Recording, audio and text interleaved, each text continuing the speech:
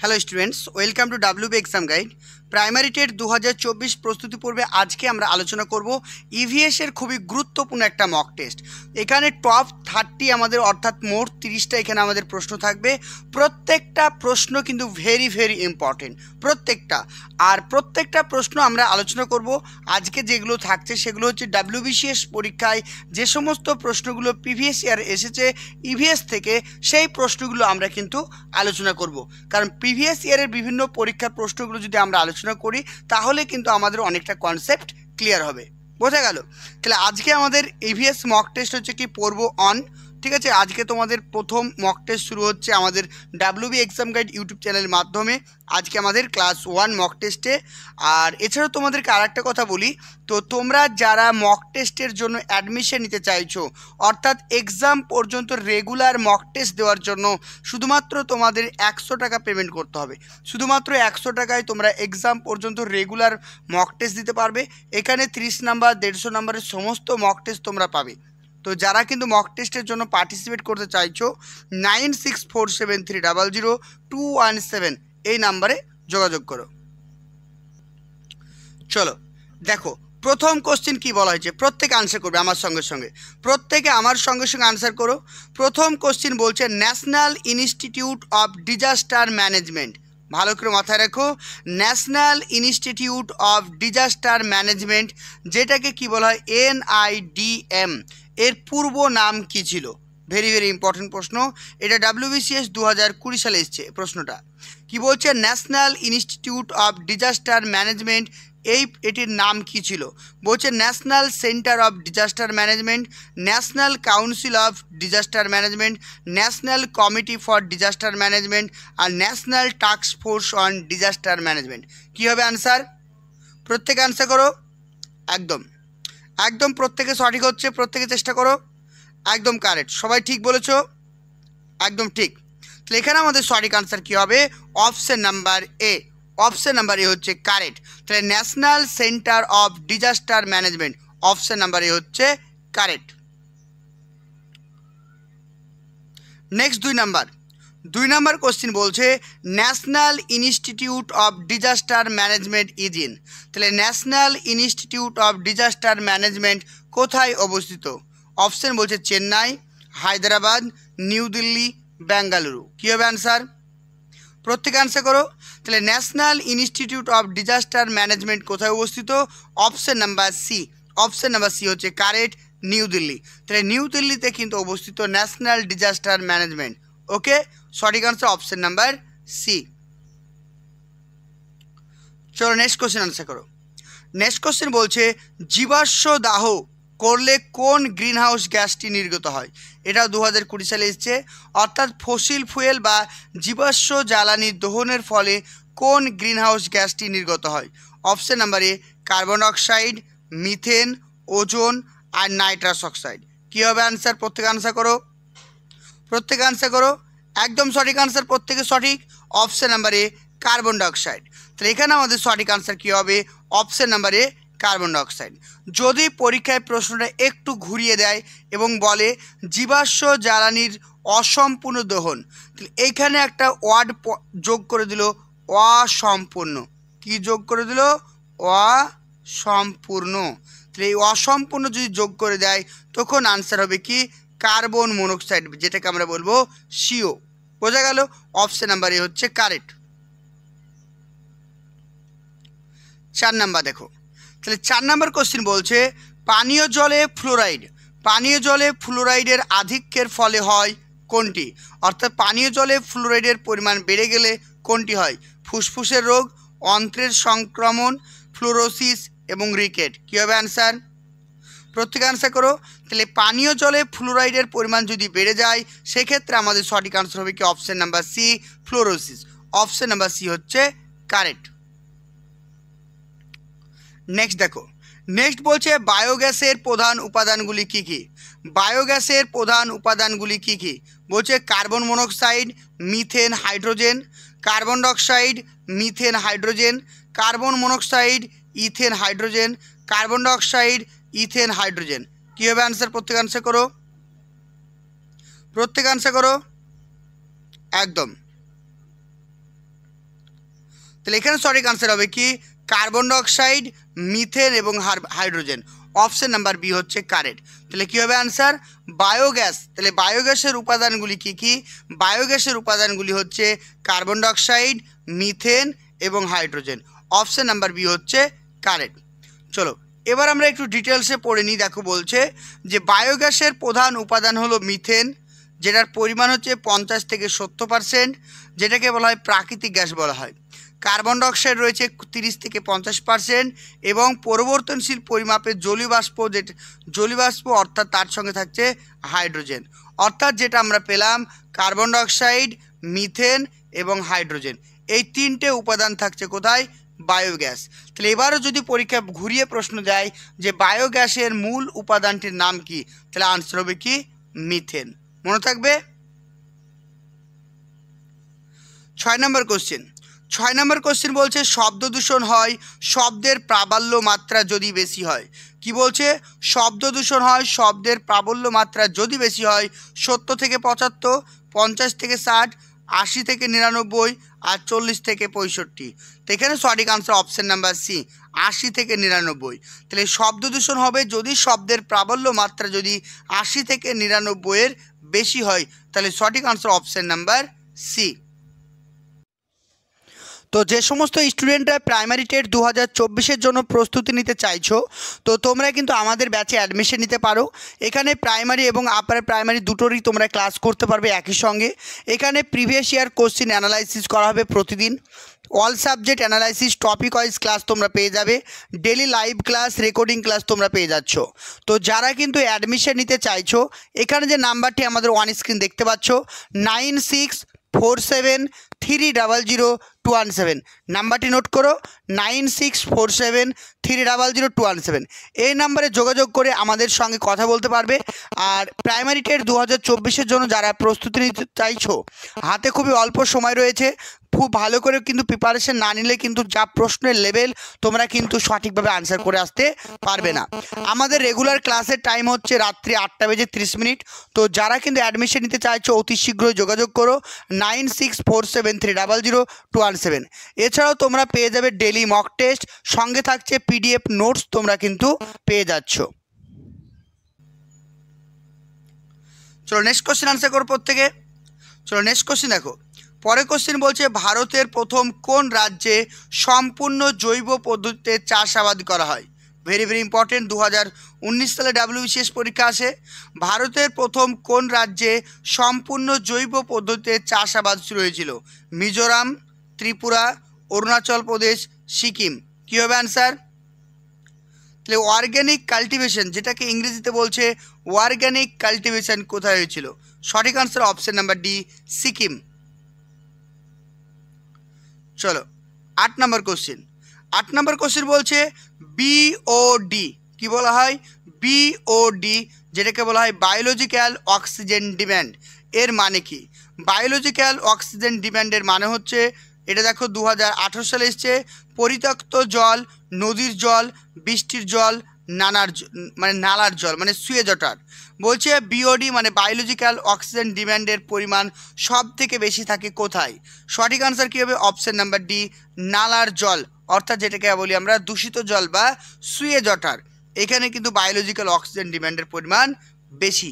Option D হচ্ছে correct.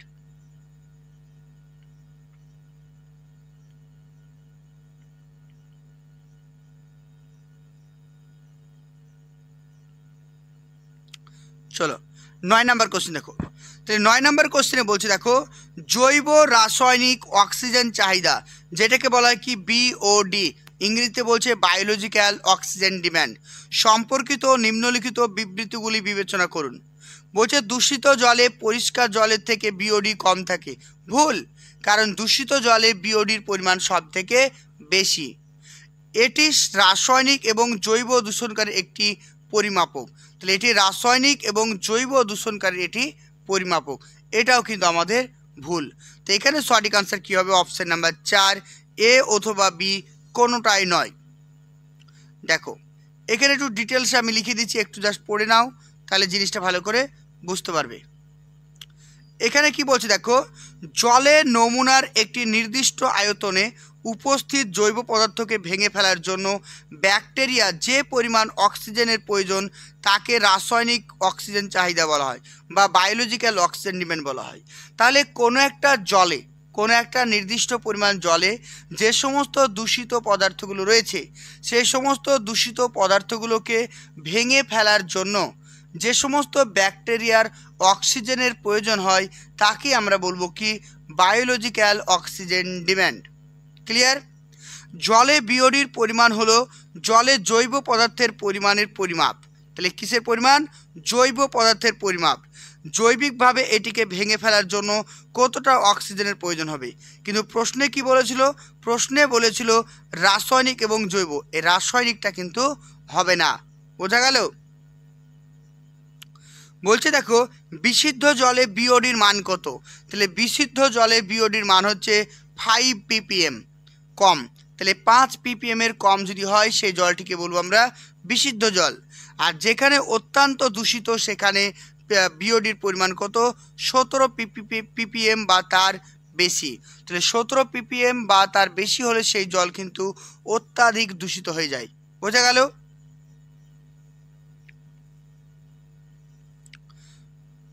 Clear?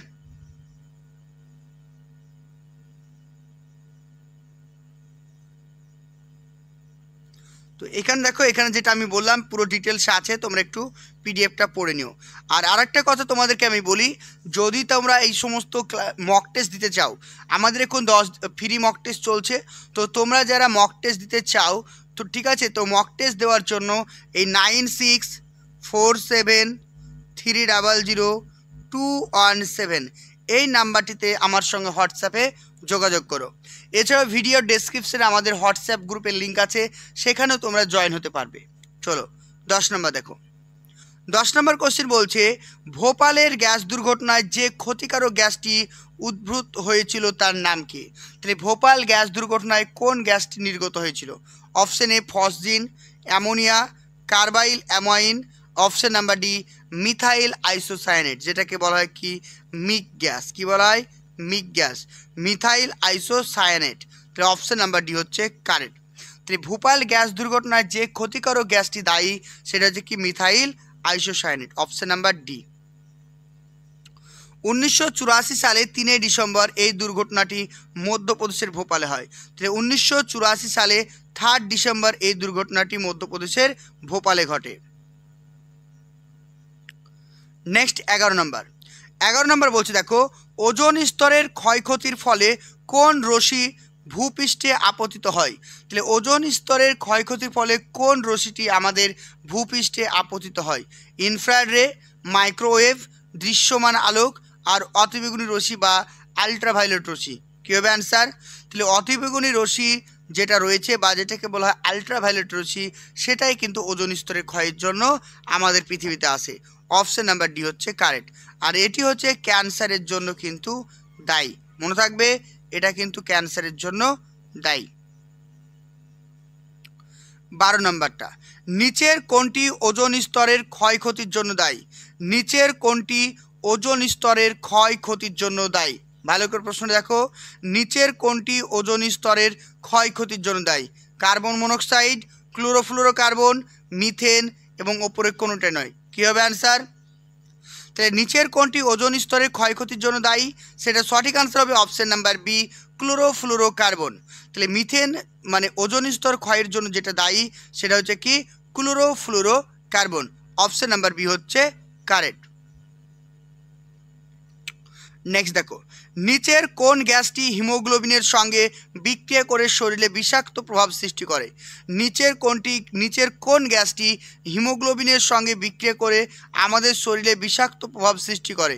Carbon monoxide, carbon dioxide, nitrogen oxide আর sulphur dioxide. তাহলে হিমোগ্লোবিনের সঙ্গে যেটি মিশে আমাদের বিষক্রিয়া তৈরি করে সেটা হবে কি option number D carbon monoxide. Option number D. 14 নম্বর কোশ্চেন, বায়োগ্যাস এবং প্রাকৃতিক গ্যাসের প্রধান উপাদান কি?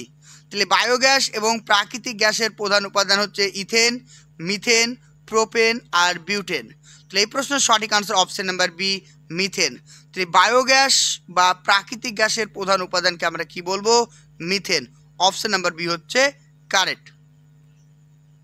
প্রাকৃতিক গ্যাস দেখো, এটি মিথেন 40 থেকে 90% থাকে। তাহলে প্রাকৃতিক গ্যাস বা বায়োগ্যাসে মিথেনের পরিমাণ কত? 80 থেকে 90%। এর সঙ্গে কি থাকছে? ইথেন থাকছে এবং প্রোপেন থাকছে। তাহলে বায়োগ্যাসের প্রধান উপাদানগুলো কি কি? মিথেন, ইথেন এবং প্রোপেন।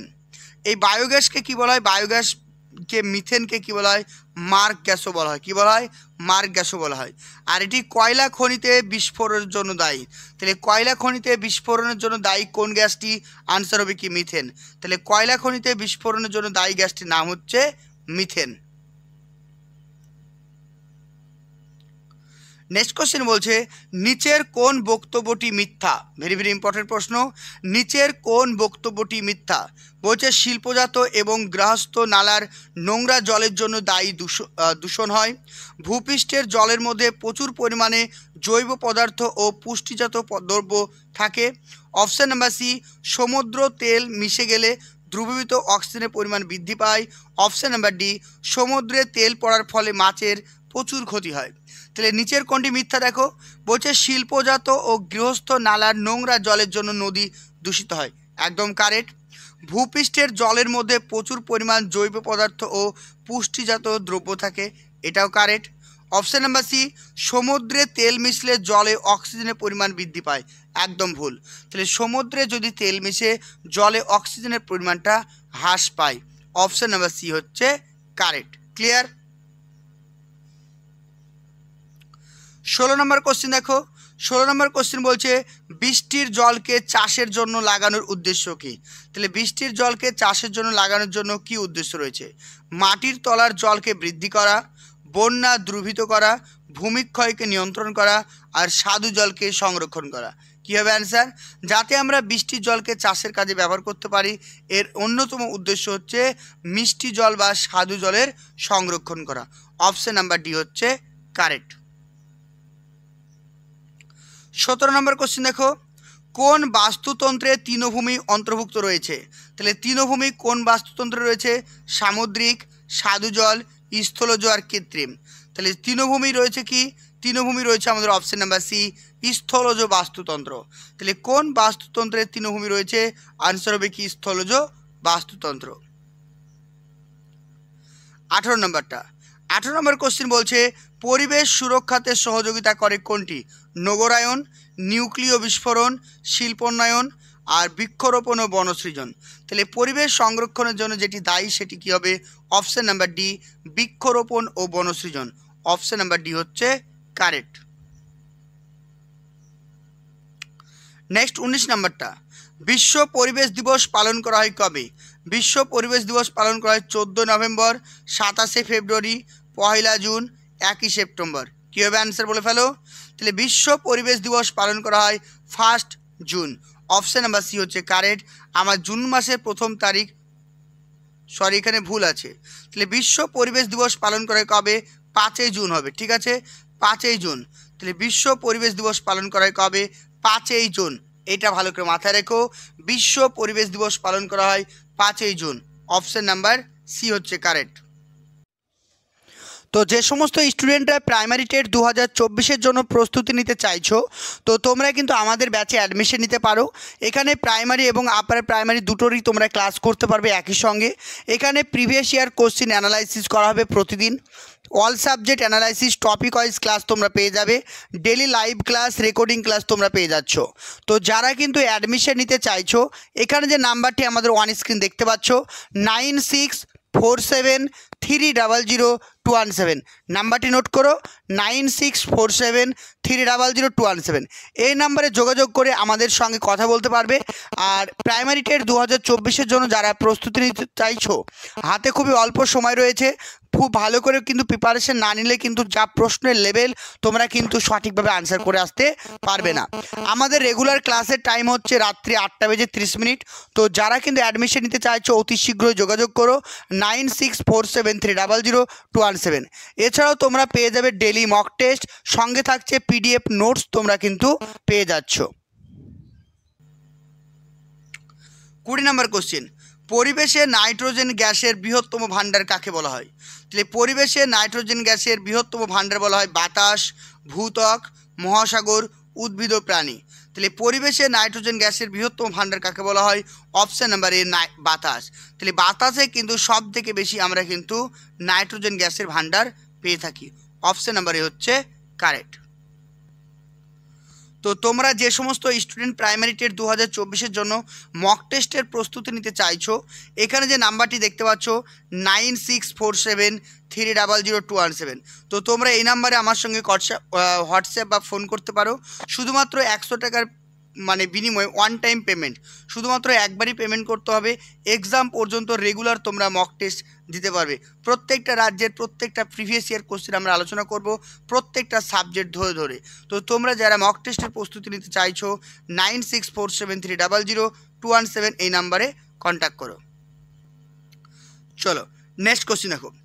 21 নম্বর কোশ্চেন বলা হয়েছে মাটি কদাচিৎ কুলুষিত হয় কারণ। তাহলে মাটি সব থেকে কম পরিমাণে দূষিত হয় কোনটির কারণে? অ্যাসিড বৃষ্টি, রাসায়নিক সার, কীটনাশক এবং খনিজ পদার্থের জন্য। তাহলে মাটি সব থেকে কম দূষিত হয় কোনটির কারণে? অপশান নাম্বার সি হচ্ছে কারেক্ট, কীটনাশক। তাহলে মাটি সব থেকে কম দূষিত হয় অপশান নাম্বার সি, কীটনাশকের কারণে। অপশান সি হচ্ছে কারেক্ট।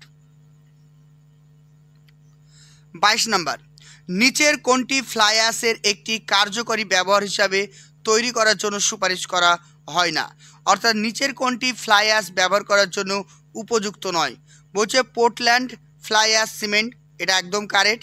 ফ্লাই অ্যাশ দ্বারা নির্মিত বাড়ির ইট, এটাও কারেক্ট। সিনথেটিক স্টোন চিপস, এটাও কারেক্ট। অপশান নাম্বার ডি কংক্রিটের প্লার। তাহলে কংক্রিটের প্লার কিন্তু ফ্লাই অ্যাশ দ্বারা তৈরি হয় না। অপশান নাম্বার ডি হচ্ছে কারেক্ট। 23 নম্বর বলছে কোন রাসায়নিক বিক্রিয়ার দ্বারা বায়োডিজেল প্রস্তুত করা হয়? তাহলে বায়োডিজেল পাওয়া যায় কোথা থেকে? জ্যাট্রোফা গাছ থেকে। কি বলা হয়? জ্যাট্রোফা। তাহলে জ্যাট্রোফা গাছ থেকে কিন্তু বায়োডিজেল পাওয়া যায়। আর এই বায়োডিজেল তৈরি হওয়ার পদ্ধতিকে কি বলা হয়? ফার্মেন্টেশন, কম্বানশন, পলিমেরাইজেশন আর ট্রান্সস্ট্রিফিকেশন।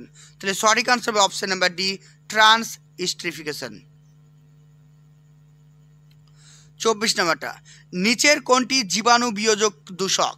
তাহলে নিচের কোনটি জীবাণু বিয়োজক দূষক, অর্থাৎ নিচের কোনটি জীবাণু দ্বারা কি হয়? ধ্বংস হয়ে যায়।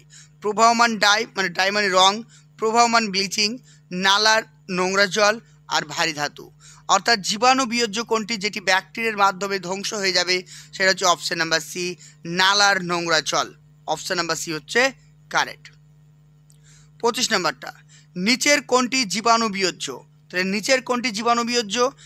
অ্যালুমিনিয়াম ক্যান, পলিথিন ব্যাগ, গোবর এবং ডিডিটি। তাহলে নিচের কোনটি জীবাণু বিয়োজ্য? সঠিক আনসার অপশন নাম্বার সি গোবর। দেখো জীবাণু বিয়োজ্য কাকে বলা হয়? জৈবিক প্রক্রিয়া কিছু জীবাণুগুলোর সাহায্যে দ্বারা বিয়োজিত পদার্থগুলোকে জীবাণু বিয়োজ্য হিসাবে বলা হয়। যেমন কাগজ, খাদ্যপণ্য, তুলো, গোবর, জৈব বর্জ্য, এগুলো অতি সহজেও কিন্তু মাটির সঙ্গে মিশে যায় এবং ধ্বংস হয়ে যায়। নেক্সট বলছে কি অজীবাণু বিয়োজ্য। অজীবাণু বিয়োজ্য কোনগুলো? যে পদার্থগুলি সরল অণুতে বিয়োজিত হয় না তাদের কি বলা হয়? অজীবাণু বিয়োজ্য। অর্থাৎ যেগুলো সরল কণাতে ভেঙে যায় না। এই পদার্থগুলি জড়ো হতে পারে কেবল দীর্ঘ সময় পরিবেশে অবচল থাকে বা বাস্তুতন্ত্রের বিভিন্ন সদস্যের ক্ষতি করতে পারে। বোঝা গেল? তাহলে অজীবাণু বিয়োজ্যগুলো কিন্তু বাস্তুতন্ত্রের প্রত্যেকটি জীবের ক্ষতি করতে পারে। উদাহরণ হিসাবে ডিডিটি, মোদক কীটনাশক যেটাকে বলা হয় কি dichloro diphenyl trichloro ethane, full form মাথায় রেখো। বিষাক্ত রাসায়নিক ধাতু, পলিথিন, কয়েকটি সার, রঞ্জক, রবার, পণ্য দূষণের বর্জ্য পদার্থ। তাহলে এই সমস্ত জিনিসগুলো কিন্তু জীবাণু বিয়োজ্য নয়। ঠিক আছে। 26 নম্বর কোশ্চেন দেখো, আলোক রাসায়নিক ধোঁয়াশা যেটাকে আমরা বলি ফোটোকেমিক্যাল স্মোক, এটা কিসের কারণে হয়েছিল? HCHO, ঠিক আছে, hydrogen, methane, PAN peroxy acetyl nitrate, তারপর option number C acrolein, option number D আর্দ্রতা। তাহলে এই প্রশ্নের সঠিক answer option number B peroxy acetyl nitrate. 27 নম্বরটা, কোন দেশ বায়ু দূষণের সঙ্গে লড়াই করার জন্য ধোঁয়াশা বিমা বা স্মোক ইন্স্যুরেন্স চালু করেছেন? তাহলে কোন দেশ স্মোক ইন্স্যুরেন্স চালু করেছেন? USA, ভারতবর্ষ, চীন এবং ইউকে মানে ইউনাইটেড কিংডম। সঠিক আনসার হবে অপশান নাম্বার সি, চীন। তাহলে ধোঁয়াশায় বিমার জন্য চালু করছে কে? চীন। 28 নম্বর কোশ্চেন। 28 নম্বর কোশ্চেন বলছে অবিয়োজিত প্লাস্টিকের বজ্র দূষককে নিয়ন্ত্রণের তাৎক্ষণিক নিবারণ। তাহলে যে সমস্ত প্লাস্টিকগুলো মাটির সঙ্গে মিশে যায় না সেগুলোকে নিয়ন্ত্রণ করার সব থেকে সহজ পদ্ধতি বায়োডিজেল উৎপাদন করা, বিটুমেন ফিলার হিসেবে ব্যবহার করা, কার্বন ব্ল্যাক উৎপাদন করা, অপশান নাম্বার ডি পুনঃ ব্যবহার করা। তাহলে সঠিক আনসার কী হবে? অপশান নাম্বার ডি পুনরায় ব্যবহার করা। ধরো কোনো একটা তুমি কোল্ড ড্রিঙ্কসের বোতল কিনলে, কোল্ড ড্রিঙ্কসটা খাওয়ার ফলে খাওয়ার পর আমরা কী করি? বোতলটা ফেলে দিই। তুমি সেটাকে ব্যবহার করবে, অর্থাৎ কোনো কিছু রাখার জন্য বাড়িতে ব্যবহার করবে, সেটাকে বলছে কি? পুনঃ ব্যবহার করা। 29 নাম্বারটা, তেজস্ক্রিয় বজ্র পদার্থকে সমুদ্রে ফেলার আগে তাকে একটি ছিদ্রবিহীন পাত্রের মধ্যে দিয়ে পাঠানো হয়। সেই পাত্রটি কিসের তৈরি? কংক্রিট, কাঁচ, প্লাস্টিক, স্টিল। 2018 কোশ্চিন। সঠিক আনসার হবে অপশান নাম্বার ডি, স্টিল। চলো আজকে লাস্ট কোশ্চিন আমাদের। লাস্ট কোশ্চিন দেখো, তাপবিদ্যুৎ কেন্দ্র থেকে নির্গত ক্ষতিকারক কঠিন বজ্র পদার্থটি হলো রেড ম্যাড, ফ্লাই অ্যাশ, দানাদার স্ল্যাগ, কার্বন ব্ল্যাক। তাহলে যেগুলো আমরা তাপবিদ্যুৎ কেন্দ্র থেকে পাই সেটাকে আমরা বলবো option number B, fly ash. তাহলে এই পর্যন্ত 30টা প্রশ্ন আলোচনা করলাম। তো তোমাদের 30-এর মধ্যে কত হচ্ছে অবশ্যই আমাকে কমেন্ট সেকশানে জানাবে। এছাড়াও ভিডিও ডেসক্রিপশনে হোয়াটসঅ্যাপের লিঙ্ক আছে, টেলিগ্রামের লিঙ্ক আছে, সেখানে জয়েন হয়ে যাও। এছাড়াও আমাদের যে অফিসিয়াল নাম্বারটি রয়েছে 9647300217, তো তোমরা এই নাম্বারে হোয়াটসঅ্যাপ করো, তাহলে কিন্তু আমাদের পুরো কোর্স সম্পর্কে তোমরা ডিটেলসে আরও জানতে পারবে। তো তোমরা যারা মক টেস্টের জন্য প্রস্তুতি নিতে চাইছো, এই যে নাম্বারটি দেখতে পাচ্ছ 9647300217, এই নাম্বারে কন্ট্যাক্ট করো। শুধুমাত্র 100 টাকায় একবারই পেমেন্ট করতে হবে। এক্সাম পর্যন্ত রেগুলার তোমরা মক টেস্ট দিতে পারবে। ওকে, থ্যাংক ইউ। তো যে সমস্ত স্টুডেন্টরা প্রাইমারি টেট 2024-এর জন্য প্রস্তুতি নিতে চাইছো, তো তোমরা কিন্তু আমাদের ব্যাচে অ্যাডমিশন নিতে পারো। এখানে প্রাইমারি এবং আপার প্রাইমারি দুটোরই তোমরা ক্লাস করতে পারবে একই সঙ্গে। এখানে প্রিভিয়াস ইয়ার কোশ্চিন অ্যানালাইসিস করা হবে প্রতিদিন। All subject analysis, topic wise class তোমরা পেয়ে যাবে। Daily live class, recording class তোমরা পেয়ে যাচ্ছ। তো যারা কিন্তু অ্যাডমিশন নিতে চাইছো, এখানে যে নাম্বারটি আমাদের অন স্ক্রিন দেখতে পাচ্ছ 9647300217, নাম্বারটি নোট করো 9647300217। এই নাম্বারে যোগাযোগ করে আমাদের সঙ্গে কথা বলতে পারবে। আর প্রাইমারি টেট 2024-এর জন্য যারা প্রস্তুতি নিতে চাইছো, হাতে খুবই অল্প সময় রয়েছে।